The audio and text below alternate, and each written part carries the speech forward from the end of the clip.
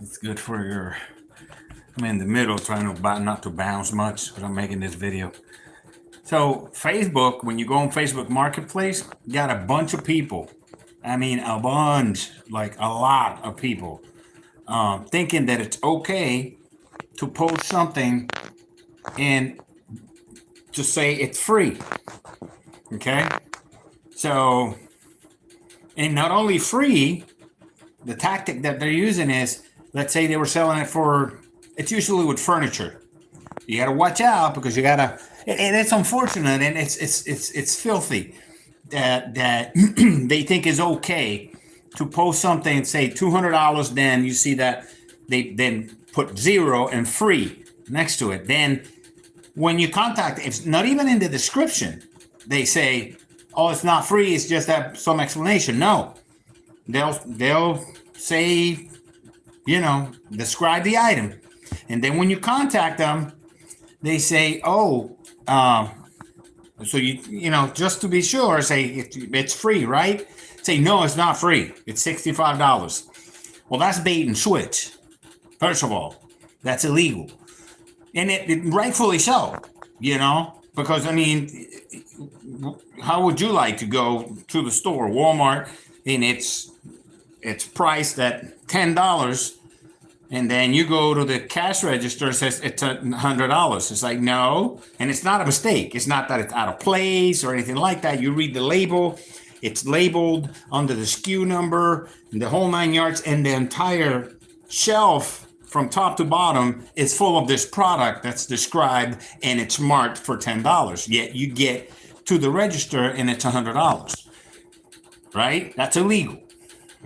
Well, it should be illegal in Facebook too. Well, the explanation for a lot of these clowns gives like, well, you get more clicks if you put it for zero. Man, get the fuck out of here. It's bait and switch. Now, let me ask you something. It's not only it's bait and switch. It's stupid because first of all, they're thinking, well, it's going to be cheap enough where they won't mind. No, wrong. What really happens is people don't want to do business with you, really, because you're lying to them. And your explanation about the click numbers and the, algorithm, all that shit doesn't matter because you started the transaction with a lie. You're lying to the purchaser. When you lie to the purchaser, when you first experience with somebody is you are being a liar to them and trying to tell them why you're lying to them, it's over. That the few that are going to do business with you, hopefully they'll catch you back. They'll get you back so that you learn how it feels when somebody lies to you and baits and switches. There is no this modern trivialization of the truth and facts. I don't know if it's because of the Trump era where the truth doesn't matter. And, you can tell as many lies as and people think it's cool. Whatever it is, it's not good for business. Let me give you an example. If someone if you're online and someone is out there trying to sell something on Facebook Marketplace and it says it's zero, right? Okay. So you don't, it says zero and then free in the description of the item and blah, blah, blah. Say, hey, give me the address and blah, blah, blah. You show up at their house and then all of a sudden say, okay, we'll take it. I'm going to take it. And you see the item. Say, well, I'm going to take it. So the person says, where are you going? And then all of a sudden the person's like, you're like, it's free. Oh, no, it's not. It's like, yeah, it is. You see that? See it right there? It's free. Say, no, it's not free. It's $200. And say, you fucking thieving piece of shit. They call the cops on you. They decide to continue their lie and say that, hey, this person came to my house to try to take my stuff and threaten me. You see where I'm going? If somebody doesn't have honesty, if somebody lies and trivializes the truth constantly, why would you want to do business with someone like that? No one wants to do business with people like that. I certainly won't. What? You think that all of a sudden, this is the real price, and let me explain you why I lied to you in the beginning. It's like, no, because what's from stopping you from keep lying and making up some more serious lie, which is serious enough that you made me waste my time, contacting you and all this shit, making me think it's free with a zero next to the price with a slash, because you've started it at 200 and then on purpose you went ahead and put zero and free, and then you bait somebody to come get it and then switch the price. And then when they get, and then all these people, they get offended when you call them out on their shits, like you're baiting and switching, you're lying. Why would you do business with people who lie to your face?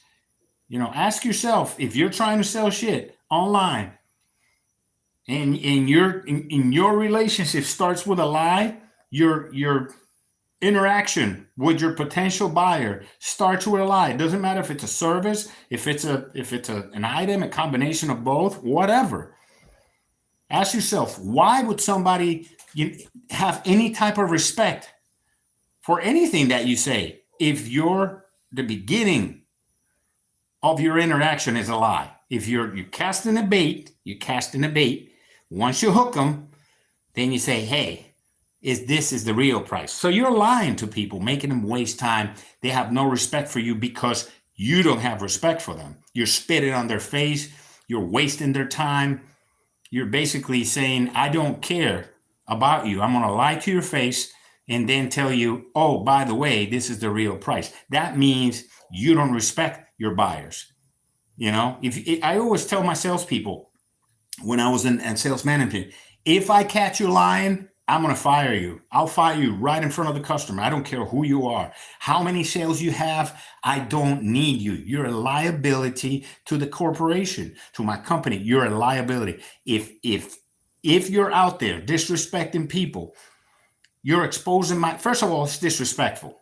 Okay. First of all, you're disrespecting my clients. You know how much corporations spend to bring one customer in the door? Just one. And you're going to tell me that you're going to take that customer and disrespect them to their face, lie to their face, and expose me and my company to I don't know how many potential lawsuits. And I don't care if, they do this a lot in some corporations. This is built into the system. For instance, timesharing. If you look at a contract in timeshare, a lot of these timeshare contracts have clauses in them, which there are ways around it, but you have to have a lawyer and spend a bunch of money to get out of it.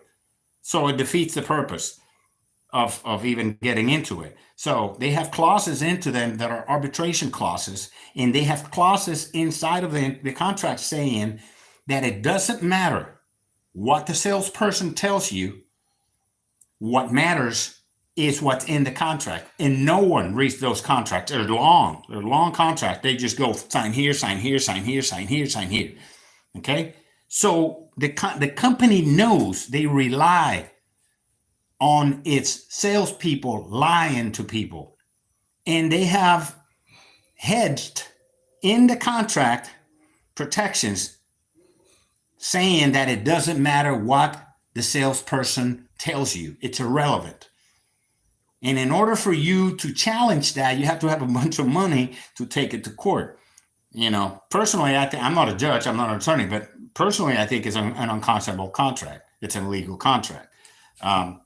Because what a representative, my argument would be what a representative of a corporation tells me should be what the corporation is representing, because the corporation is hiring this person, whether it's an independent contractor fashion or not, it doesn't matter. Personally, that's what I think. But knowing this, when I see people, I tell salespeople all the time, if you have to lie to sell, you stink as a salesperson. Okay, if you have to lie to your customers, number one, you're disrespecting them. They're giving you their time. They're giving you their hard-earned money. Put it in your pocket. That deserves respect. This is their kids' money, their grandma's money, their mom's money. A lot of people put a lot of effort into putting that money into that potential client's pocket so that you can fleece him. That's not what it's for. Their client's money is not to be fleeced from them. It's to be earned with the truth, with facts. I tell the people, if you have a good product, there's no need for you to lie. If you have a good service, there's no need for you to lie. Tell the truth. Just tell them the features, the usable benefits of that product or service, or a combination of both. Okay? So for all you people out there putting, posting stuff online with the free or zero or crap, or they use the excuse, oh, well, there's a lot of items. So start with the highest item or with the lowest item, but don't say it's free when in reality it's not, because what you're doing is you're insulting yourself. You're calling yourself a liar. You're calling yourself a douchebag, a piece of shit, all the above. That's exactly what people think of you when you post shit like that. That's exactly this. It's not, there's no like, well, I don't know the market. No, people don't give a shit. They know you're lying. Okay? They know you're lying. They want nothing to do with you. Even if they say, you know what, just give me $5. No, shove it. You said it was free. It's the concept of you lying, because all of a sudden you lie so freely and so nonchalantly, and you have such disdain for facts and truth. People want nothing to do with you, other than your own group of scammers and rationalizers and stuff like that. I've been at sales meetings where that's all they do. I've been in, back when I started my sales career, I've been in meetings for, I remember it was a telemarketing company a long time ago. They used Boiler Room for training. That's how they wanted their salespeople to behave. It's a Boiler Room scam operation. That's how they train people. A lot of people, a lot of corporations, and a lot of marketing companies, they use Boiler Room as a training tool. It's filthy. It really is. But hey, if eventually. I've known a bunch of people, all of a sudden you see them, you go into their telemarketing offices and they have more security outside than Fort Knox. That's a telltale sign.